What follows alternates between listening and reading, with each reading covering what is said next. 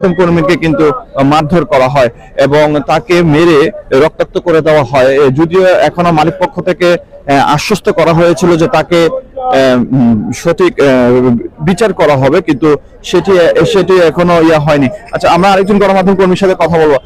আসলে আপনারা কি দেখেছিলেন বা আপনি আসার পরে কি জানতে পেরেছেন, যদি একটু বলতেন। আমরা জানতে পারলাম যে আমাদের কিছু গণমাধ্যম কর্মীর উপরে এখানে অতিরিক্ত ভাড়া আদায় করার কারণে যখন এই সংবাদটি সংগ্রহ করতে চেয়েছিল তখন এখানকার কিছু যারা সিন্ডিকেট নিয়ে এখানে কাউন্টারগুলো সিন্ডিকেট করে, তারা ব্যবসা করে, তারা তাদের উপরে হামলা করেছে। আসার সাথে আমি এখানকার এসি সাহেবের সাথে ফোনে কথা বলেছি, তিনি বলছে আইনগত ব্যবস্থা গ্রহণ করবেন। এরপরে দেখছি মালিক সমিতি এখানে উপস্থিত হয়েছেন। মালিক সমিতি বলছে যে তারা সব ধরনের সহযোগ, কিন্তু এর আগ পর্যন্ত এখনো এখানে দুইজনকে শনাক্ত করা হয়েছে, একজনকে এখন পর্যন্ত গ্রেপ্তার করলো না প্রশাসন। কেনই গ্রেপ্তার করলো না?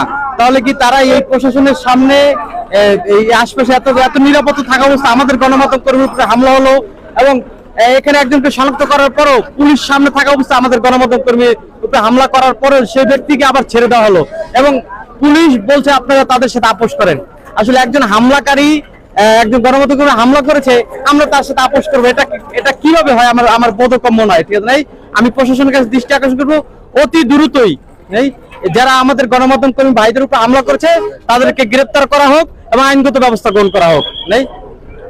আমরা একজন গণমাধ্যম কর্মীর সাথে কথা বললাম, যিনি আসলে এখানে ছিলেন। তিনিও বললেন যে আসলে পুলিশ থেকে তেমন কোনো ব্যবস্থা নেওয়া হয়নি, বরং প্রশাসন বলছে যে এটি আপোষ করার জন্য।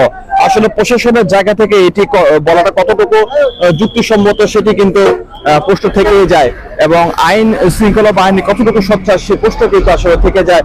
একজন গণমাধ্যম কর্মীকে মারধর এবং অতিরিক্ত ভাড়া আদায় সবকিছু মিলে কিন্তু আসলে বিষয়টি অপ্রীতিকর একটি অবস্থান তৈরি হয়েছে।